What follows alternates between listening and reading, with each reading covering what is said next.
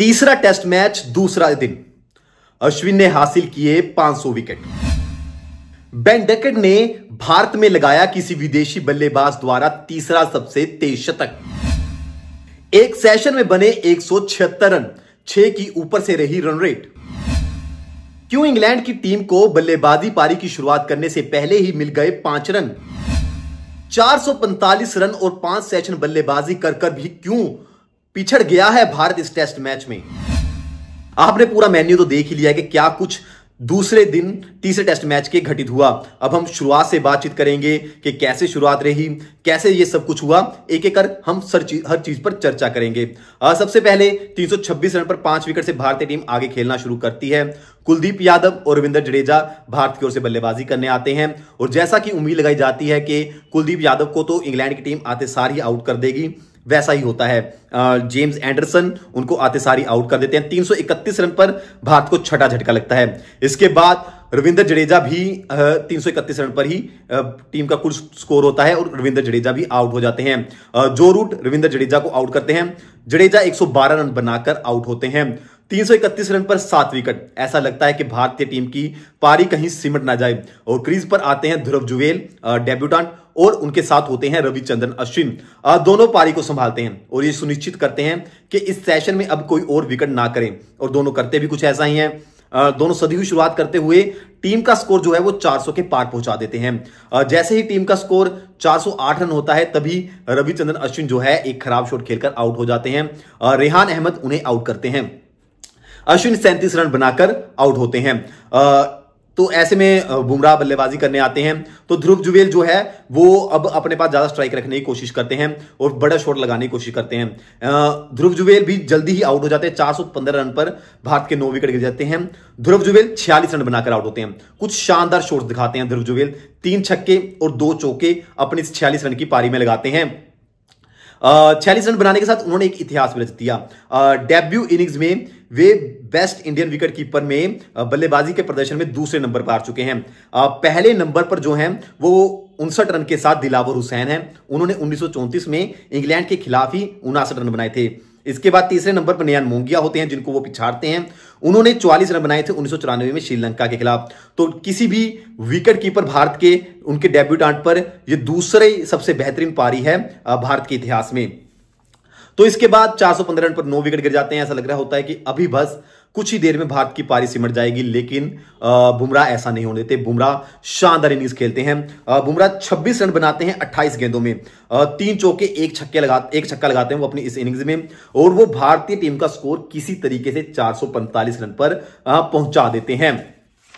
तो जैसे ही 445 रन पर स्कोर पहुंचता है ऐसा लगता है कि स्कोर ठीक ठाक बना लिया है भारतीय टीम ने।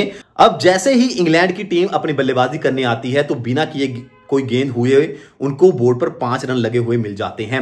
ऐसा क्यों होता है कि उनको 5 रन मिलते हैं? दरअसल उनको पेनल्टी के 5 रन मिलते हैं।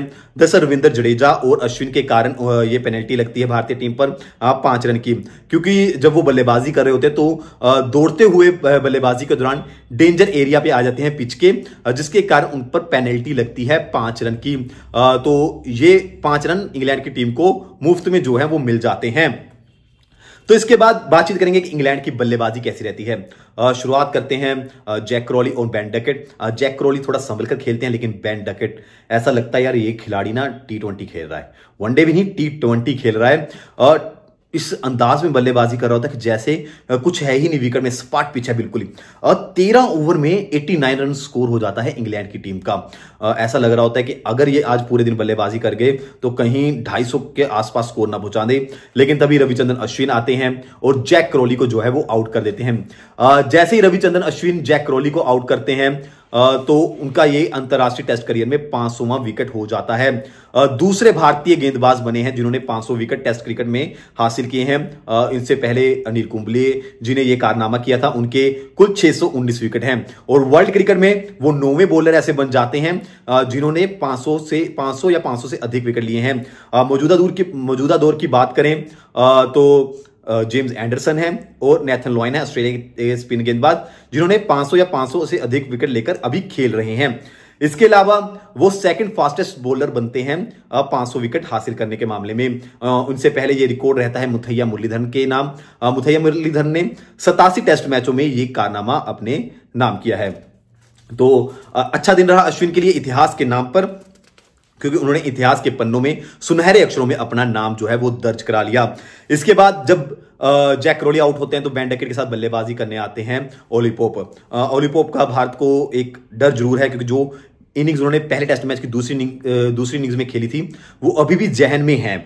तो इसके बाद इन दोनों खिलाड़ियों के बीच में एक शानदार पार्टनरशिप होती है। 93 रन की पार्टनरशिप होती है दूसरी विकेट के लिए, और 182 रन पर जैसे ही वो पहुंचते हैं तो उन्हें मोहम्मद सिराज जो है एलबीडब्ल्यू आउट कर देते हैं। ओली पोप 39 रन बनाकर आउट होते हैं 55 गेंदों में। इस दौरान बेन डकेट जो है वो सेंचुरी लगाते हैं। बेन डकेट महज 88 गेंदों में जो है वो अपना शतक कंप्लीट कर लेते हैं। उन्होंने जो पूरी पारी खेली है अभी तक 133 रन बनाए हैं 118 गेंदों का सामना करते हुए, 21 चौके 2 छक्के 113 की स्ट्राइक रेट। भाई साहब ये T20 खेल रहा था ये बल्लेबाज। 88 गेंदों में सैकड़ा लगाते हैं तो वो इतिहास के पन्नों में अपना नाम भी दर्ज करा लेते हैं। तीसरे विदेशी बल्लेबाज बन जाते हैं सबसे तेज सेंचुरी लगाने में भारत में, तीसरे नंबर पर वो आ जाते हैं। गिलक्रिस्ट इससे पहले उन्होंने ये कारनामा 2001 में किया था। 88 गेंदों में उन्होंने सबसे माफ कीजिएगा 82 गेंदों में उन्होंने सबसे तेज सेंचुरी जो है लगाई थी। इससे पहले 1974 में क्लाइव लॉयड ने 85 गेंदों में जो है वो सबसे तेज सेंचुरी लगा रखी थी। तो अब 88 गेंदों में जो है बेन डकेट ने सेंचुरी लगा दी है। तीसरा सबसे तेज शतक जो है भारतीय सरजमी पर किसी विदेशी बल्लेबाज ने बनाया है। तो इसके बाद जब तीसरा सेशन खत्म होने वाला होता है, ओली पोप आउट हो जाते हैं, तो उनकी जगह पर रूट बल्लेबाजी करने आते हैं। रूट थोड़ा संघर्ष करते हुए दिखाई दे रहे होते हैं। ऐसा लग रहा होता है कि 4 इनिंग्स जो उनकी फेल हुई हैं वो उन पर प्रेशर दिख रहा होता है। संभल कर खेलते हैं और जब तक ये सेशन खत्म होता है तो इतना सुनिश्चित कर लेते हैं कि इंग्लैंड की टीम की कोई और विकेट ना गिरे। तो दूसरे दिन का खेल खत्म होने तक इंग्लैंड की टीम 207 रन जो है बोर्ड पर लगा लेती है। 2 विकेट उनके गिरते हैं, लेकिन इस सेशन में सबसे कमाल की चीज रहती है वो रहती है कि 176 रन जो है वो तीसरे सेशन में इंग्लैंड के बल्लेबाज बल्लेबाजी करते हुए बनाते हैं।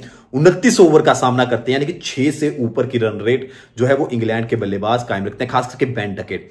शानदार पारी खेली है इस खिलाड़ी ने, क्योंकि हर कहीं चर्चा हो रही थी कि ये शुरुआत तो दे पा रहे हैं लेकिन इसको बड़ी इनिंग्स में कन्वर्ट नहीं कर पा रहे। आखिरकार उन्होंने बड़ी इनिंग्स में कन्वर्ट कर दिया और अभी भी क्रीज पर जो है वो डटे हुए हैं। तो अभी जो है इंग्लैंड की टीम जो है 238 रन पीछे हैं भारत के 445 के स्कोर से। तो अब कल जो है वो टेस्ट मैच का तीसरा दिन है। अब भारत के लिए आगे क्या होगा, क्योंकि 238 रन बोर्ड पर हैं और इंग्लैंड के पास 8 विकेट हैं। जो रूट बल्लेबाजी कर रहे हैं, बेन डकेट जो है वो सेट लग रहे हैं और पिच जो है वो स्पार्ट नजर आ रही है।